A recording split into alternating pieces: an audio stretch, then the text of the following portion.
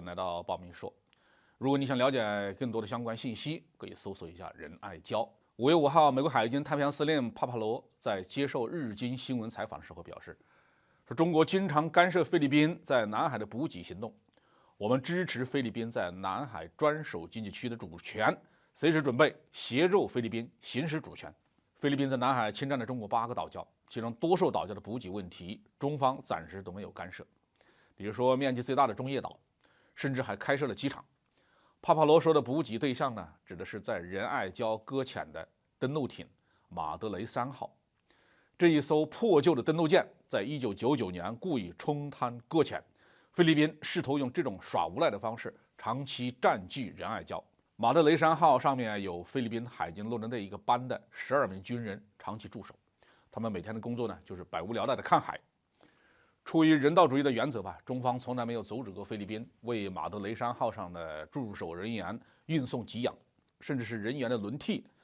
但是菲律宾呢非常紧张啊，因为中方不费吹灰之力就可以让这一艘破船完全得不到任何的补给，自生自灭。近年来，菲律宾多次为马德雷3号提供补给，每一次都邀请各路记者同行，似乎媒体的存在能够给自己壮短。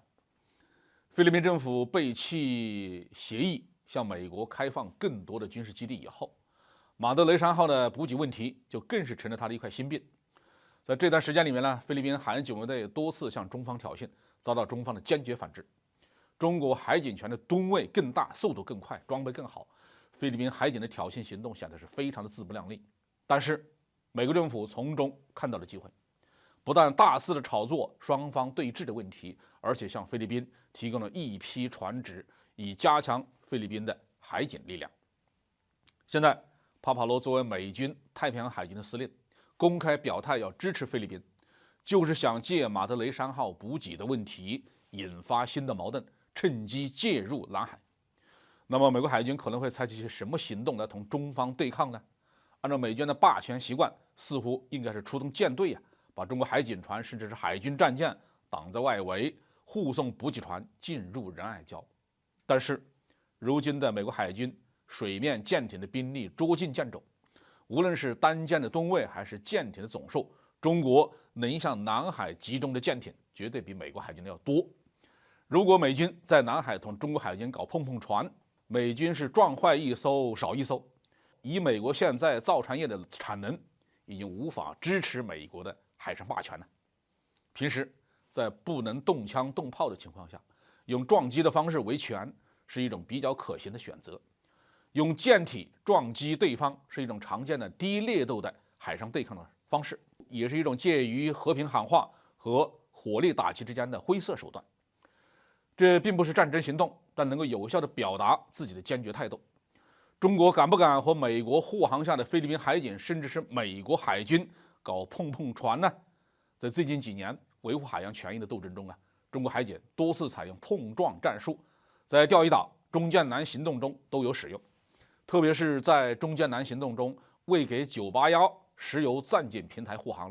我们不但出动了海警船，还出动了大马力的拖船、破冰船，坚决顶住了越南船只的骚扰，效果非常突出。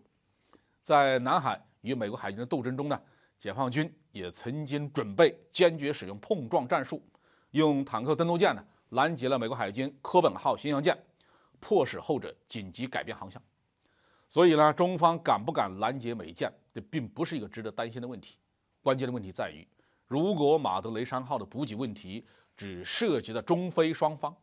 那么中方可以不把事情做绝，给菲律宾留出谈判的余地。但如果美国海军来护航，性质就完全变了。域外霸权主义国家的介入，将迫使中方用凌厉的手段尽快的解决仁爱礁的主权问题。马德雷3号以及上面的10多名菲律宾的军人，就是武装侵入中国领土的侵略者，中方有充分的法理依据加以消灭。所以站在菲律宾的角度替菲律宾着想的话，就应该好好的考虑考虑，能不能接受帕帕罗的所谓的好意。如果接受了，南海的和平局面片刻之间就可能会被破坏。好，这期话题我们就说到这里。